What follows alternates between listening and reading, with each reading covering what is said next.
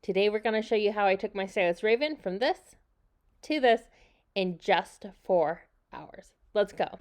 For Raven today, we are installing 2 rows of hand-tied extensions using a beaded sew-in method. And so what that means is instead of using braids, because she has straighter, finer hair, she doesn't have enough texture in her hair to hold a braid, we're going to create the track with beads. So the first thing I'm going to do is I need to section off her hair for her first row.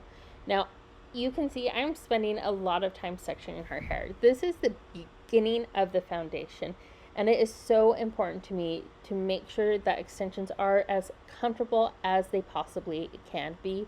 It is tailored towards each client. No client has the exact same head shape. I don't think there is one placement, one size fits all. And so it's really tailored to her hair and what she needs, and I'm paying attention to that. Now I'm going through and I'm going to start creating that track for her hair using beads. I have a little metal looper that I will pull her hair through, and then I slide these metal beads on top of her hair, and I use these pliers to clamp them down. This is what we're creating the track in. It's where I'm going to attach the wefts and sew the hair around the wefts. Now, speaking of the foundation, we start the foundation with where we're sectioning her hair, where we're going to place these rows. But the next part is how we're beading the extensions. And this, to me, was one of the hardest things to really get down, but it's one of the most important things, because the beading can make or break your experience with how you feel with your extensions. No extension install should be causing pain. Pain is a signal to your body that something is wrong and it needs to be fixed. And so when I'm installing these beads, I'm paying attention to the scalp, what the scalp is doing. I am looking very closely at her hair to see what hairs are coming which way, to make sure I'm not pulling anything in an unnatural direction. So you will find, depending on my clients, my beading looks very different for every single client, because I am trying to make sure it is the right sectioning, the right placement for this client.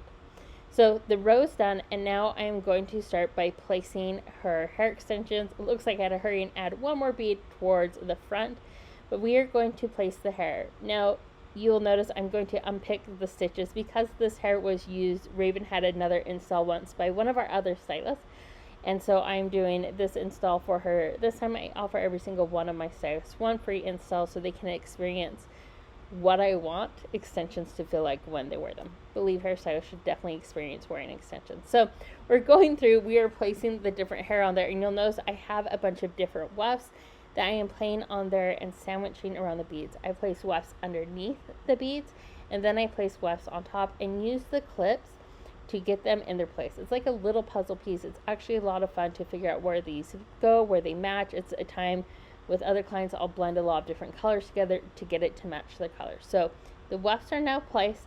They're clipped on there, secure tightly. She's not allowed to touch her hair right now because it will move the wefts and they can't be moved.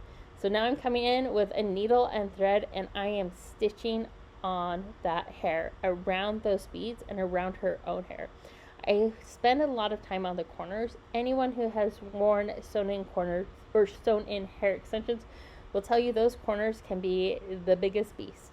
They will pop up, they get a little annoying, they will fall apart. It is such a sensitive area of the head, and it's just a challenging part as an extension artist. So we spend a lot of time on the corners to make sure we can get them secured down as much as possible so they're not a nuisance for clients or for the hairstylist or myself. So we'll go through this pretty quick because the stitching honestly is not that exciting, but I will say every stitch is placed in a very specific spot. These stitches have intention. I know where they want to go. I would know how I want them to be placed. And again, they need to be placed in a way that's not going to pull and cause tension to their client's scalp. So we're coming around, and I'm going to finish up this corner and secure it. And then I will get my shears or my scissors, and I will cut off that thread, and we will move on. Now I'm taking out the clips because heaven knows there's 1,000 clips on there to hold that hair on there.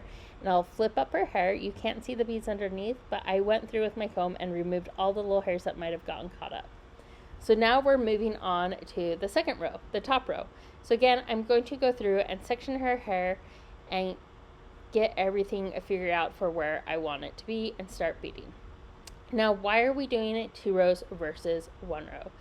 It's very simple. If you want to have just volume, you want to make your hair thicker, you're not adding length, 1 row is good enough. However, if you want to add length to your hair, you need at least 2 rows, sometimes 3, sometimes 4 rows, depending on the density of your hair. But I like to think about it as the bottom row, that first row we put in, is to create the length of her hair, and the second row is to create the connection between the bottom row and between her hair. It's where we're going to put in the layers.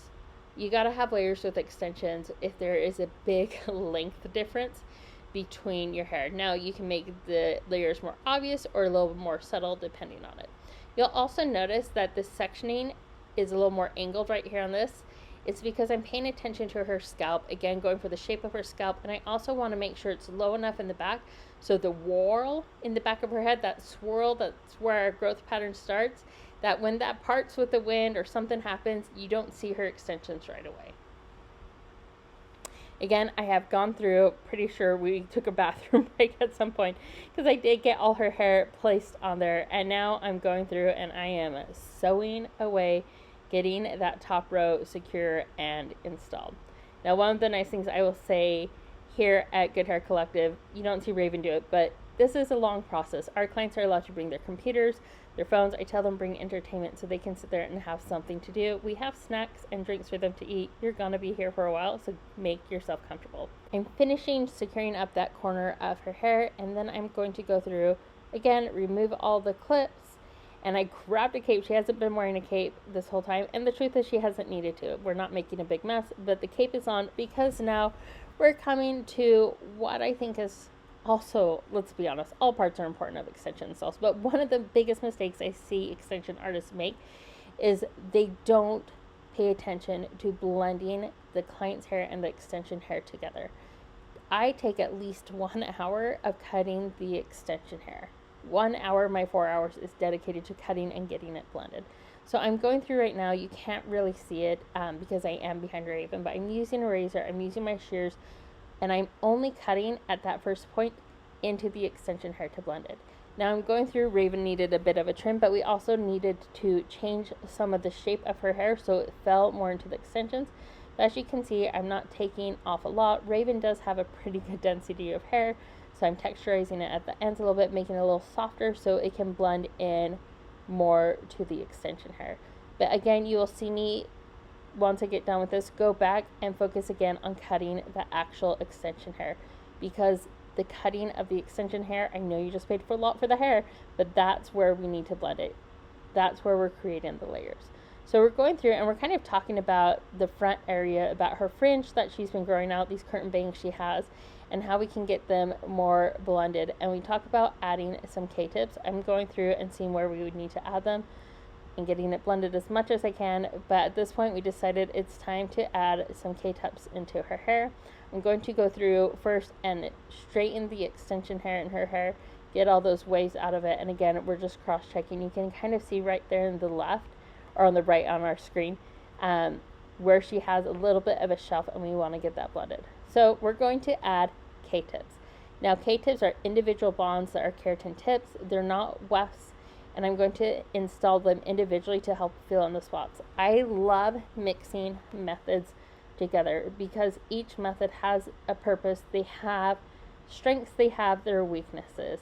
K-tips for a whole head, I only do on certain clients. It is a lot of work and it is a lot of long maintenance. You don't have to come in as often, but the maintenance is very long. However, I love sewing in rows and then using K-tips to fill in certain areas, especially around the face, around the hairline. It's great for filling in all those areas where you may be worried that the wefts are going to show up. It's really easy to hide. They're very flexible and pull. So here you can see we're ending it up, mix them together.